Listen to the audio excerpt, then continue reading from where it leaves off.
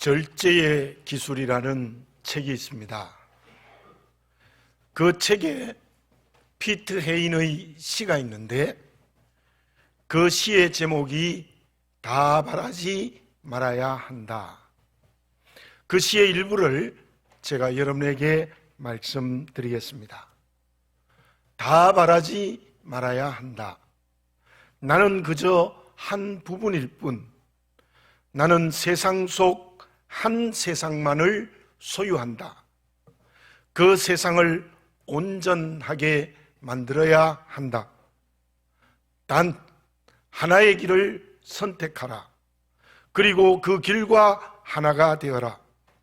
다른 길들을 기다려야 한다. 저는 저 시를 읽으면서 한 구절에 마음의 울림을 받았습니다. 단 하나의 길을 선택하라. 그리고 그 길과 하나가 되라. 죄렌 게르케고르는 이런 말을 합니다. 마음의 순결함은 단 한 가지만을 바라는 것이다. 그 단 하나의 길은 언제나 선이어야 한다. 그 말의 뜻은 이러합니다. 일생에는 단 하나의 길을 걸어갈 때 바른 길이 될 수 있고, 여러 개의 길을 걸어가다가 인생은 실패하고 만나는 것입니다. 그런데 그 단 하나의 길은 선이어야 한다. 악이 되면 안 된다. 예를 들면 히틀러와 같은 단 하나의 길은 본인뿐만 아니라 온 세상을 고통스럽게 하는 악한 길이 된다는 의미입니다. 저와 여러분들은 믿음으로 사는 사람들입니다. 믿음으로 사는 사람들은 어떤 인생의 길을 걸어가야 될까요? 단 하나의 길을 선택하고 그 단 하나의 길을 걸어가야 하는 것입니다. 그 하나의 길이 무엇입니까? 오늘 본문의 말씀 3절에 이러한 말씀이 있습니다. 너는 나 외에는 다른 신들을 내게 두지 말라. 10계명 중에 첫 번째 계명입니다. 나 외에 다른 신을 너에게 두면 안 된다는 것입니다. 그 말씀의 뜻이 무엇입니까? 오직 하나님만 바라보는 단 하나의 길을 걸어가라는 겁니다. 오직 하나님을 바라보며 걸어가는 단 하나의 길은 무엇입니까? 언제나 하나님의 말씀대로 내 마음과 인격이 형성되고 그렇게 살아야 된다는 뜻이지요. 저와 여러분, 그리스도인은 단 하나의 길을 걸어가는 것입니다. 오직 하나님만 바라보고 그 하나님의 말씀대로 내 마음과 인격이 형성되며 삶의 길을 걷는 것입니다. 이스라엘 백성들이 홍해를 건너 광야에 들어왔습니다. 다시 그들은 가데스 바네아에 왔습니다. 그때 모세가 각 지파에서 한 사람씩 뽑아서 12사람의 정탐꾼을 가나안 땅에 보냈습니다. 가나안 땅을 점령하기 위함이지요. 그때 10사람의 보고는 어떠했습니까? 민수기 13장 31절에서 33절에 있습니다. 그와 함께 올라갔던 사람들은 이르되 우리는 능히 올라가서 그 백성을 치지 못하리라. 그들은 우리보다 강하니라 하고 이스라엘 자손 앞에서 그 정탐한 땅을 악평하여 이르되 우리가 두루다니며 정탐한 땅은 그 거주민을 삼키는 땅이요 거기서 본 모든 백성은 신장이 장대한 자들이며 거기서 네피림 후손인 아낙 자손의 거인들을 보았나니 우리는 스스로 보기에도 메뚜기 같으니 그들이 보기에도 그와 같았을 것이니라. 그 열정탐꾼은 하나님을 바라보는 단 하나의 길을 걸어가지 않았습니다. 하나님께서는 이스라엘 백성들에게 아브라함부터 약속하시는 말씀의 약속이 무엇입니까? 가나안 땅을 내 자손에게 주겠다. 그런데 그렇게 약속으로 준다는 가나안 땅을 눈에 보이는 환경과 사람 때문에 바꾸어 버린 겁니다. 못 갑니다. 가면 우리가 집니다. 우리는 메뚜기 같습니다. 참으로 잘못된 보고를 했고, 그로 인하여 60만이 하나님을 원망하고 모세를 원망하고 심지어 모세를 죽이려 하고 그리고 애굽으로 돌아가자는 야단이 났습니다.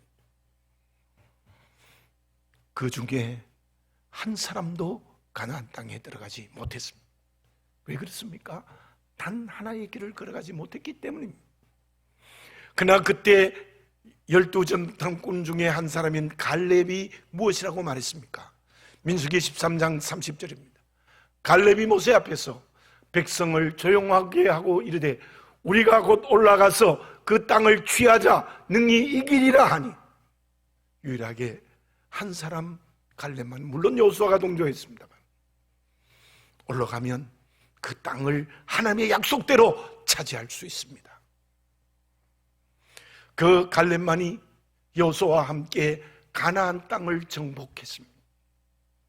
근데 가나안 땅을 정복했을 때 유일하게 정복하지 못하는 헤브론 땅이 있었어요. 아무도 그 땅은 기업으로 받지 않으려고 했어요. 그때 갈렙이 무엇이라고 말했습니까? 여호수아서 14장 12절입니다. 그날에 여호와께서 말씀하신 이 산지를 지금 내게 주소서. 당신도 그날에 들으셨거니와 그곳에는 아낙 사람이 있고 그 성읍들은 크고 견고할지라도 여호와께서 나와 함께 하시면 내가 하나님 여호와께서 말씀하신 대로 그들을 쫓아내리이다 하니. 아낙 자손 때문에 가데스 바네아에서 열정당꾼이 못 간다 그랬잖아요. 근데 그 아낙 자손이 있어도 하나님이 나와 함께 하시면 약속의 말씀대로 그들을 쫓아내고 이길 것입니다. 그때 갈렙의 나이가 80살입니다. 갈렙은 그 약속대로 아낙 자손을 물리치고 그 땅을 자기의 기업으로 받았습니다. 갈렙, 단 하나의 길을 선택한 사람입니다. 그러므로 약속의 말씀에 순종했고 하나님이 주시는 은혜의 응답을 받은 것이죠. 사랑하는 교우 여러분, 참으로 어려운 때입니다. 이 어려운 때에 우리에게 참으로 중요한 신앙의 선택의 결단은 바로 단 하나의 길을 선택하고 그 길을 걸어가는 것입니다. 지금 국회에서는 차별금지법을 발의하려고 합니다. 차별금지법 2조 1항이 차별금지법에 대한 정의인데요, 이렇게 말합니다. 성별이란 여성, 남성, 그 이외에 분별할 수 없는 성을 말한다. 여러분들 어떻게 생각하십니까? 여성과 남성, 분별할 수 없는 성, 제3의 성이 있다는 겁니다. 이 말은요, 지금 헌법에 어긋나요. 헌법이 양성평등이라는 분명히 하거든요. 우리 지금 이 헌법에는 남자와 여자로만 나와 있습니다. 근데 이 차별금지법은 남성과 여성 그리고 제3의 성이 있다. 이건 하나님의 말씀에 정면으로 도전하는 겁니다.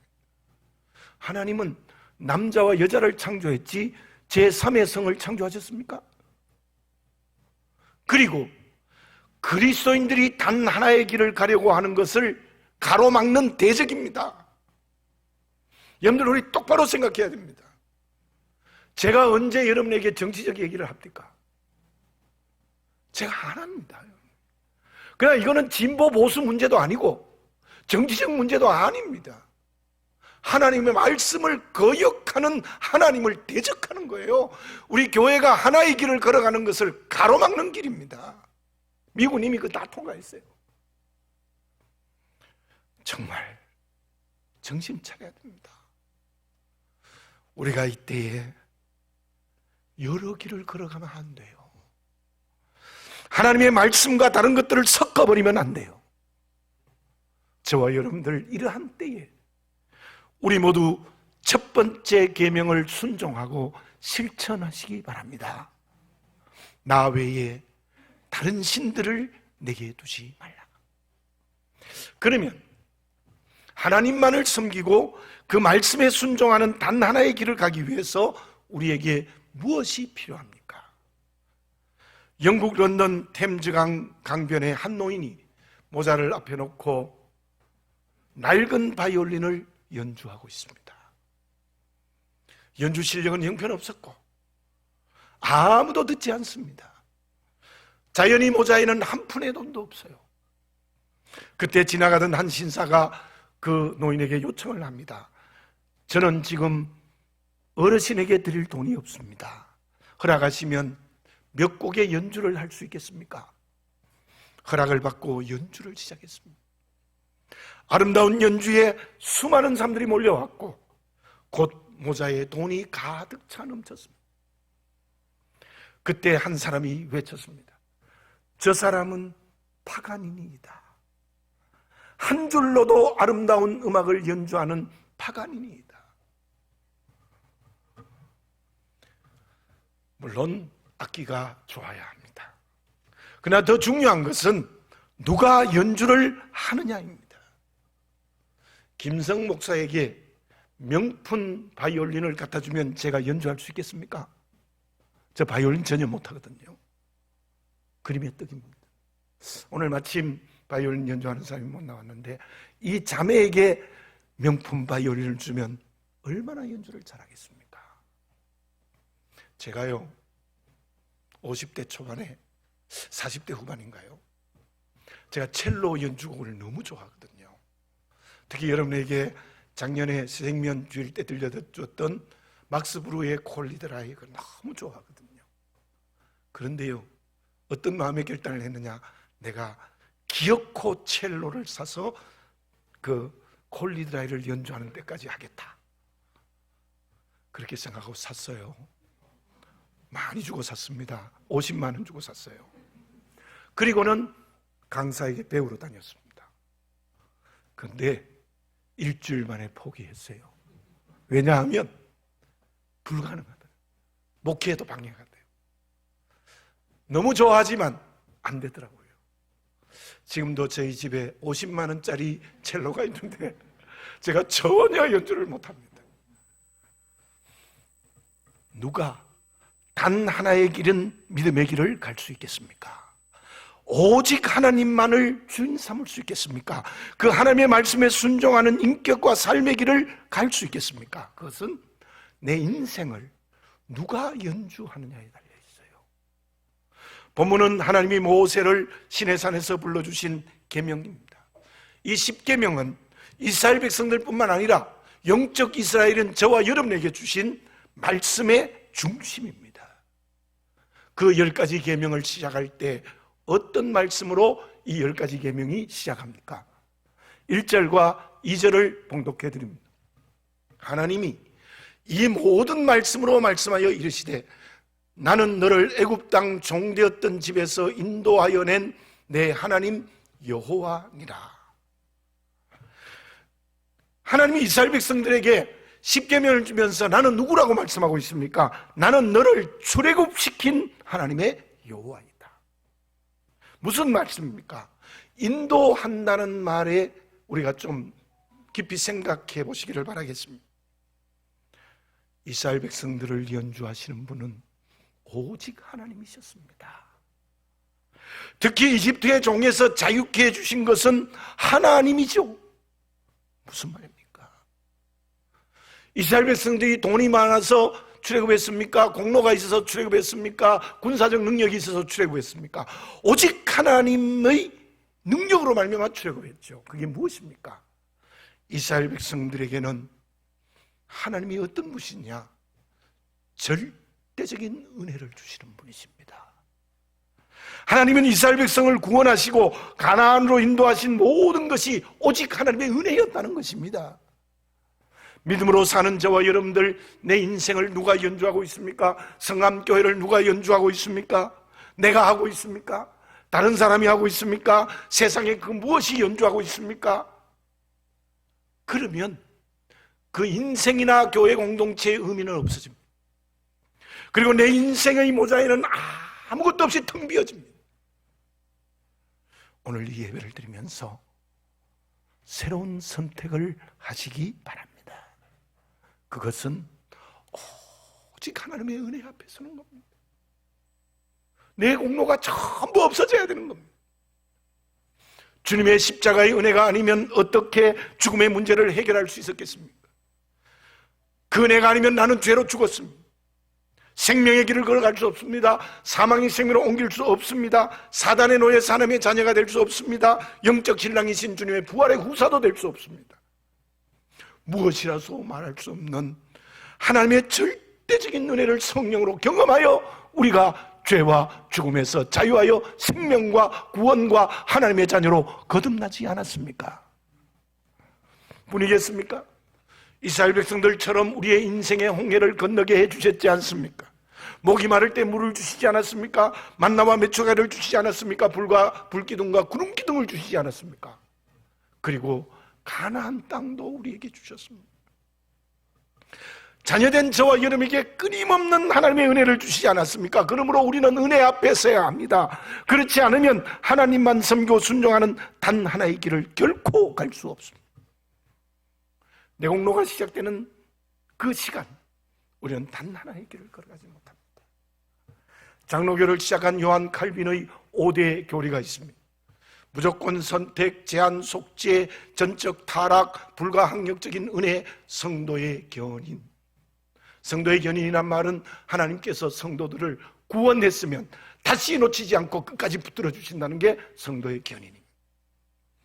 저 말씀에서 모든 저 교리의 내용이 불가항력적인 은혜에 초점을 맞추고 있습니다. 불가항력적인 하나님의 은혜에 대한 이유와 설명이 무조건 선택이요, 제한 속죄요, 전적 타락이요, 성도의 견인. 수요일에 시편을 공부하고 있습니다. 특히 다윗의 시편엔 어떤 특징이 있습니까? 다윗은 언제나 하나님 앞에 서요. 사울의 쫓김에서 죽음의 자리에 있을 때도 하나님 앞에 섭니다. 아들 압살롬의 반역을 당하여 도망자가 되었을 때도 하나님 앞에 섭니다. 간음과 살인의 죄를 짓고 죄를 범하고도 하나님 앞에 섭니다. 하나님의 무엇 앞에 섭니까? 시편 25편 1절에서 다윗은 이러한 고백을 합니다. 여호와여, 나의 영혼이 주를 우러러 보나이다. 시편 26편 11절에는 이런 고백을 합니다. 나는 나의 완전함에 행하오리니 나를 속량하시고 내게 은혜를 베푸소서. 언제나 다윗은 하나님의 은혜 앞에 서요. 그 길이 단 하나의 길입니다. 그 길이 압살롬을 이기고 사울을 이기고 죄로부터 용서받는 은혜를 경험하여서 끝까지 하나님의 쓰임을 받는 하나님의 마음에 맞는 사람이 되어지는 것입니다.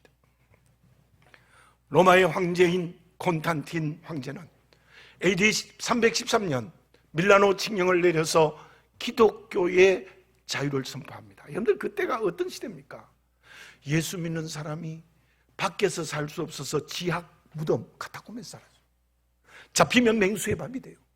로마의 우상이 얼마나 많습니까? 그런데 콘스탄틴 황제가 밀라노 칙령을 통해서 기독교 자유를 선포했고, 그로 말미암아 395년에 데오도시우스 황제를 통해서 기독교가 로마의 국교가 됩니다. 그것이 기독교 천년의 역사가 시작되는 거예요. 그런데 그 콘스탄틴 황제가 이런 경험을 했어요. 권력 때문에 장자인 크리파스를 죽여요. 그 때문에 마음의 고민과 고통을 해결할 길이 없었어요. 로마의 신전에 가보았지만 사제의 경험을 하지 못합니다. 플라톤 철학을 찾아갔으나 해결할 수 없습니다. 드디어 골로바의 감독이었던 호레아스를 통해서 십자가의 은혜로 사죄의 은총을 성령으로 경험합니다. 그 후 그는 주의 제자가 되었고, 그것이 바로 밀라노 칙령을 통해서 기독교의 자유를 선포하는 놀라운 역사의 한 기점을 만들었습니다. 앞에서 말씀드린 이스라엘 백성들이 왜 원망의 노예가 되었습니까? 불평합니까? 그것은 출애굽의 은혜 잊어버렸어요. 인도하신 은혜 망각했어요. 그 길이 약속의 말씀을 불순종하고 불평과 원망의 노예가 되어버린 것입니다. 사랑하는 교우 여러분들, 아무리 코로나19로 어렵고 그 코로나19보다 더 큰 어려움의 문제가 우리와 환경과 관계 속에 있다 할지라도 특별히 이때에 우리는 하나님의 은혜 앞에 서야 합니다. 절대적인 은혜 앞에 설 때에 우리 그리스도인들이 오직 하나의 바른 길을 걸어갈 수 있는 그리스도인이 될 수 있다는 사실입니다. 바울의 고백이 나의 고백이 되어지시기 바랍니다. 고린도전서 15장 10절 상반절입니다.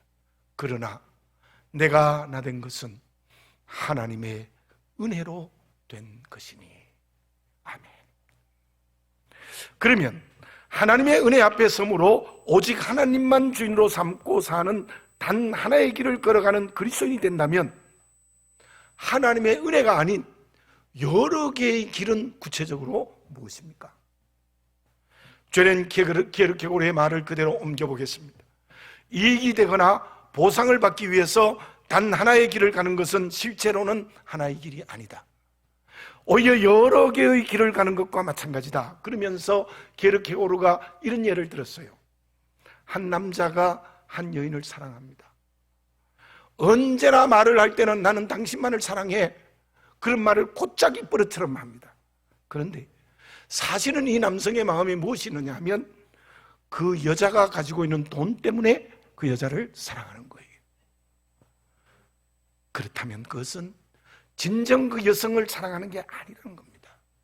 다만 사랑한다는 말을 할 뿐입니다. 그때 그 남자는 사랑의 대상이 여성이 아니라 돈이라는 것입니다. 우리가 오직 하나님을 섬기고 그 말씀에 순종하는 길이 그의 은혜 앞에 서는 것이라면 구체적으로 어떻게 해야 됩니까? 그것은 하나님의 은혜 외에는 다른 대상이 있으면 안 됩니다. 본문의 말씀 4절과 5절 상반절을 봉독해 드립니다. 너를 위하여 새긴 우상을 만들지 말고 또 위로 하늘에 있는 것이나 아래로 땅에 있는 것이나 땅 아래 물속에 있는 어떤 것의 어떤 형상도 만들지 말며 그것들에게 절하지 말며 그것들을 섬기지 말라. 하늘과 땅과 물속에 있는 어떤 형상인지 만들지 말고 거기에 절하지 말고 섬기지 말아라.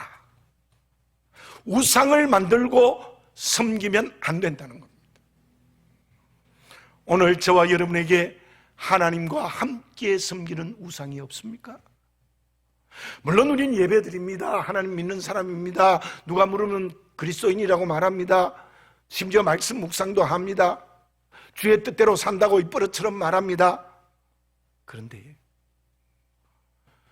하나님만 섬기지 않습니다. 물질도 겸하여 섬깁니다. 하나님도 섬기고 물질도 겸하여 섬긴다는 것은 거짓말입니다. 예수님의 말씀이 있지 않습니까? 하나님과 재물을 겸하여 섬길 수 없느니라. 하나님과 물질을 겸하여 섬기고 있다면 그 사람에게는 물질이 우상입니다. 하나님과 나를, 자식을, 다른 사람을, 다른 세상의 가치를 함께 섬기고 있지 않습니까? 그렇다면 그 모든 것들은 우상이에요. 말로는 하나님 믿고 말로는 예배드리고 말로는 말씀 묵상하고 말로는 기도하는데 거기에 물질이 있고 내가 있고 다른 사람이 있고 세상의 가치가 있으면 우상을 섬기고 있는 것입니다. 오늘 이 시간 나에게 우상이 있다면 진정으로 성령으로 버리는 선택의 결단을 하는 저와 여러분들이 되어져야 될 줄로 믿습니다. 코로나19가 왜 이렇게 길게 갑니까? 그로 인한 경제적 어려움, 사회 구조의 문제가 심각하지 않습니까? 왜 그렇습니까? 다른 사람 책임입니까? 그럴 수 있습니다. 전염병이기 때문에 그렇습니다. 그럴 수 있습니다. 그러나 여러분들 이때 다시 한번 생각해야 될 것을 책임을 그곳에만 돌리지 말고 나에게 돌리는 영적 눈이 열리시기를 바라겠습니다. 내가 지금 우상을 섬기기 때문에 이러한 일이 일어나고 있지 않는가? 저와 여러분들은 다시 한번 이때 우상을 온전히 버려야 됩니다. 그때 우리는 하나님의 은혜 앞에 서게 되고 단 하나의 길을 걸어갈 수 있습니다. 그런데 제가 이 말씀을 묵상하면서 제 마음에 느껴지고 또 본문의 문맥에서 알 수 있어요. 제가 여러분들에게 출애굽기 19장 5절 6절을 많이 말씀드렸어요. 시내산에서 10계명을 주기 전에 하나님이 첫 번째 주십니다. 너희들이 말씀으로 거룩해져라. 제사장이 되라. 그러면 너희를 통하여 세계 만민을 구원하겠다는 게 시내산에서 이스라엘 백성에게 준 첫 번째 명령이에요. 그리고 20장에 와서 십계명을 설명하는 거예요. 그렇다면 왜 우리는 오직 하나님만 섬기는 단 하나의 길을 걸어가야 될까요? 오직 하나님만 바라보며 그 말씀에 순종하고 은혜 앞에 서야 될까요? 그 이유는 물론 내가 거룩해지는 겁니다. 구별되어지는 겁니다. 정결해지는 겁니다. 근데 적극적으로 말하면 제사장이 되는 겁니다. 가까이에서 땅끝까지 예수님의 이름을 증거하라는 거예요. 밴쿠버에서 선교 사역을 하는 이치훈 장로님의 간증을 들어보았습니다. 이분은 음악을 전공하셔서 만 70이 은퇴할 때까지 찬양대 지휘를 하셨어요. 비교적 한인교회 큰 규모의 찬양대가 100명 이상 된 곳을 찬양하셨는데요, 제가 화면으로 영상으로 들어봤습니다. 그분이 지휘한 찬양대가 하이든의 오라토리오 천지창조의 찬양을 했는데요, 저는 그 영상에도 참 은혜를 받았습니다. 근데 그분이 70살에 딱 은퇴를 하고는 어려운 중국말을 배워서 중국에 가서 4년 동안 선교했어요. 70에서 70년까지. 그리고 다시 밴쿠버로 돌아와서 밴쿠버에 있는 선교훈련센터에서 부원장을 하면서 선교훈련을 하고 있어요. 그리고 80이 다 된 나이에 지금 다시 하나님이 나에게 어떤 선교의 사명을 주실까 소명을 기다리고 있대요. 저는 그분의 간증을 듣고 참 감동받았어요. 그러면서 자기를 이렇게 설명했습니다. 나는 몽당연필이다. 몽당연필이 뭔지 아십니까? 젊은 사람들은 모를 것 같은데요. 과거에는 이 연필을 썼잖아요. 연필을 이렇게 깎아서 쓰다가 이거 짧아지면 못 써요. 잡고 쓸 수가 없어요. 그러면 제가 어떤 회사 이름을 말하면 안 되는데 모나미 볼펜 그 대에다가 깎아서 꽂습니다. 그리고 끝까지 쓰는 거예요. 끝까지. 저도 그랬습니다. 그때는 다 그렇게 썼거든요. 그래서 이 장로님이 나는 몽당연필, 나는 천국 갈 때까지 선교하겠다, 그 고백이 분명하세요.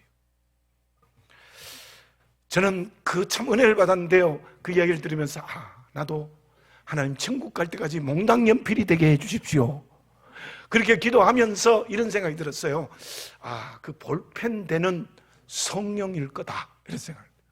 그렇구나. 내가 몽당연필이 돼도 성령과 함께하면 끝까지 소명을 감당할 수 있겠구나 하는 그런 생각이 들었습니다. 폴리갑은 서머나 교회의 감독이었습니다.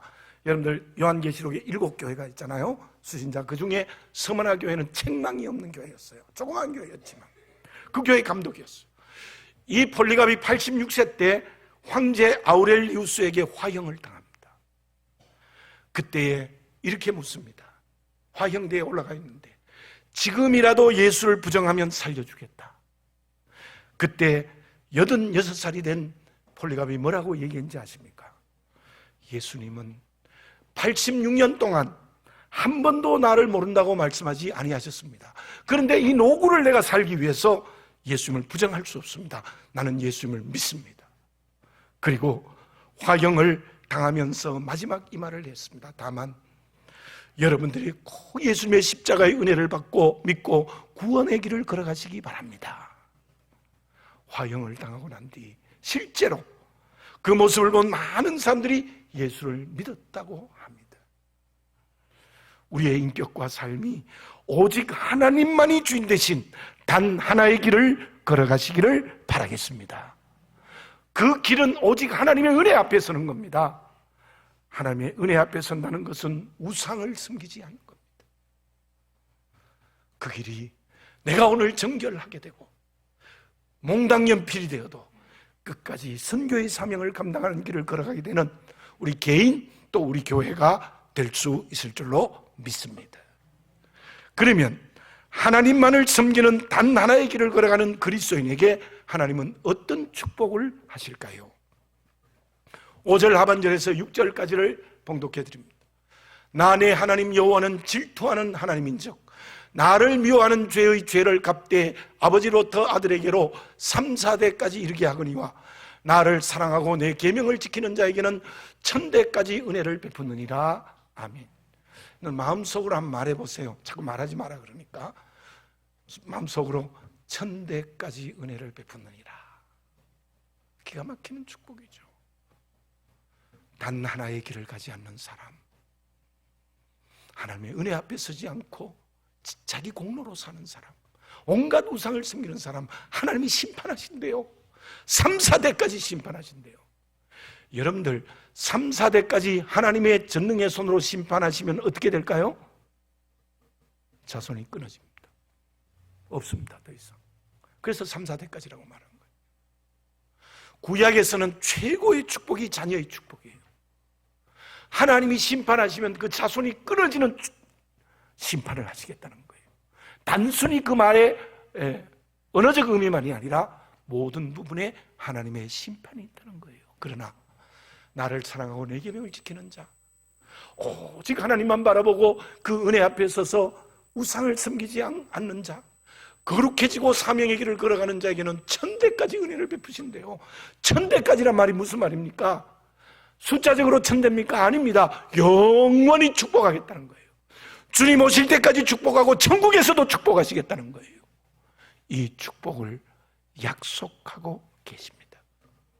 지금 어렵습니까? 힘듭니까? 눈물이 납니까? 고통스럽습니까? 마음이 아픕니까? 환경과 관계에 어려움이 있습니까? 그럼에도 불구하고 저와 여러분들은 단 하나의 길을 이때에 선택하시기 바라겠습니다. 물어봅니다. 나는 지금 어떤 믿음의 길을 걸어가고 있습니까? 기도드리겠습니다.